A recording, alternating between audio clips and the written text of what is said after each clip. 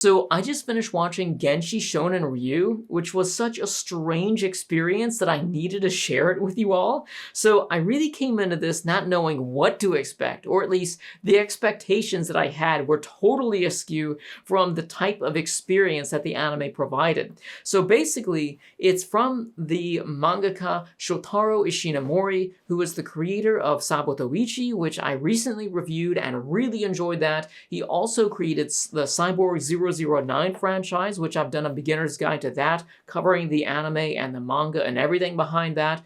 Definitely check that out because it is a good franchise. And he also created Kamen Rider, which unfortunately I haven't read the manga to that yet. So needless to say, he is a pretty substantial mangaka. So the basic premise of Genshi Shounen Ryu is that it's a hybrid between Stone Age tribal people and also prehistoric dinosaurs slapped together within this action-heavy adventure fantasy series.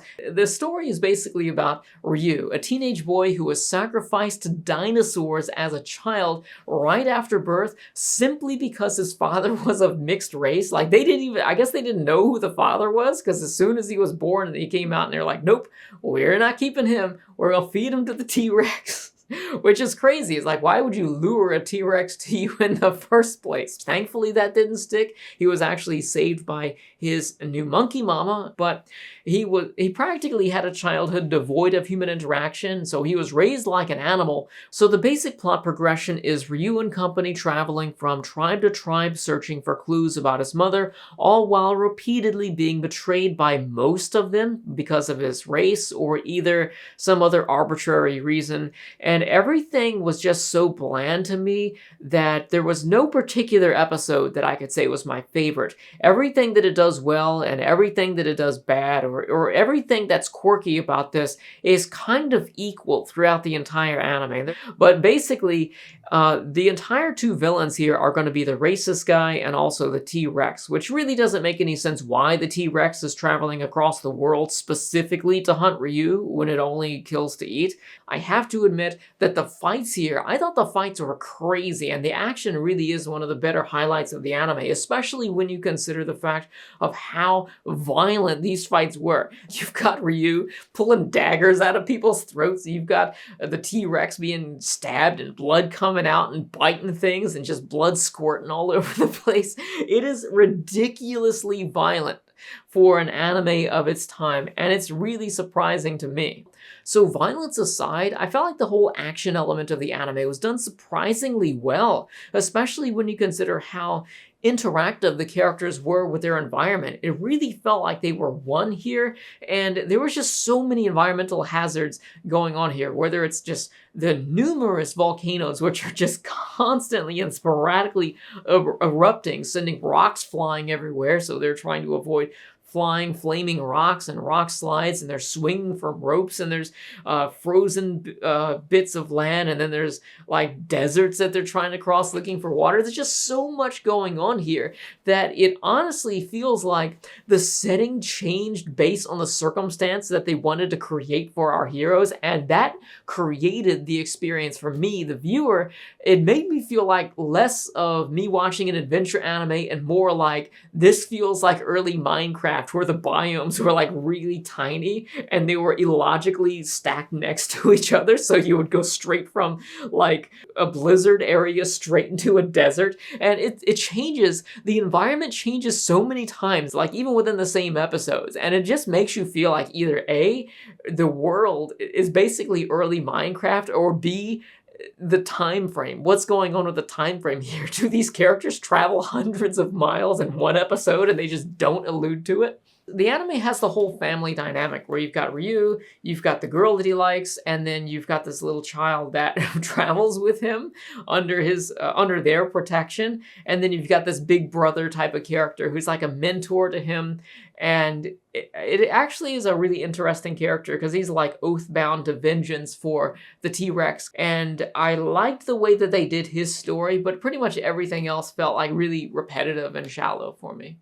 I also felt like there was a problem with the directing or the planning here because in spite of its mostly linear narrative, I felt like they ran into a lot of the same trappings as episodic sitcoms where they've got 32 minutes of story and 22 minutes of runtime, so they get close to the end of it, and they just go with lightning fast speed, or they allude to things that happen off screen, or they just cut and run, basically. And that happened a lot at the expense of the Big Brother character, because he was often just left for dead, either in the middle of a fight, or something happened to him and they didn't try and save him, and they just went on about their day.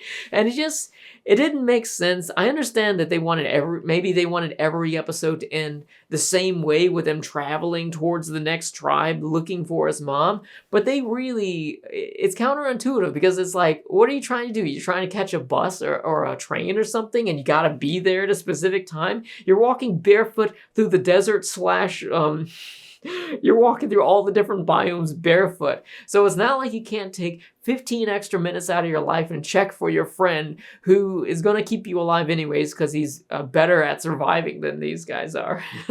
So it really didn't make any sense.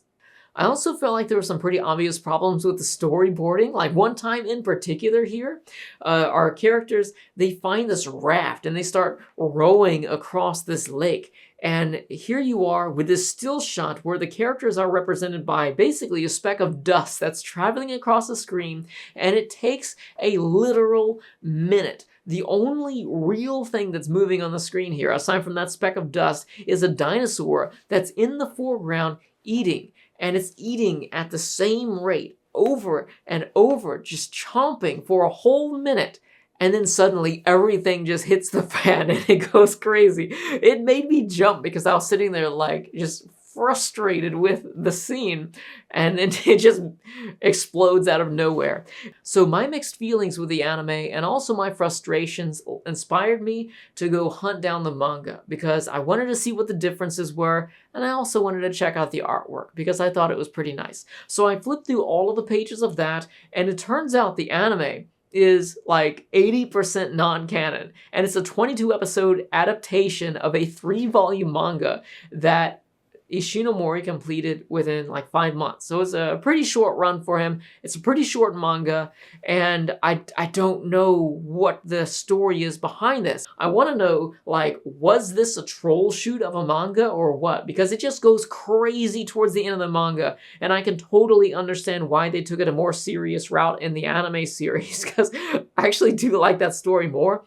But the manga itself, it just feels like the plot progression is more concise and compact, whereas the anime things just tend to drag. So my overall feelings for the Genshi Shounen Ryu anime are really mixed. I think they did some things really nicely, such as the presentation of it. That was good. I forgot to mention how much I loved the background art here, because it is a Toei anime, and the background artists, I don't know the names, I didn't look it up, but I can feel that it's within the same vein as what we had within the early 60s Toei movies that I love so much, with this really coarse painting on the background with so much texture and everything, and I thought that was so beautiful. So I actually kind of like seeing all the different sceneries here, even though they didn't make sense.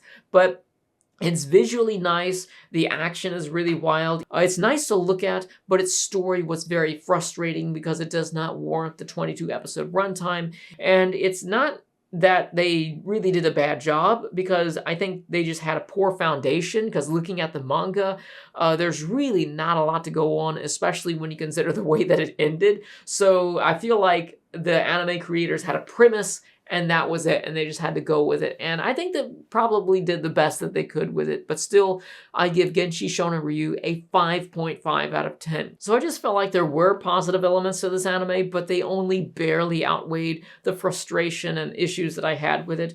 And it's going to be hard for me to recommend it to anyone here. I just think there's a lot better anime from the 1960s and the 1970s, let alone, you know, the vast history of anime. There's so many things competing for your time, and I just can't really justify a recommendation for Genshi Shounen Ryu, even though I can understand the hardships of its production and the way the manga went. So anyways, have you seen Genshi Shounen Ryu? Let me know your thoughts in the comment section below. Thank you all for watching, and I'll see you soon. 俺はこれで俺の世界を切り開いていくぞ。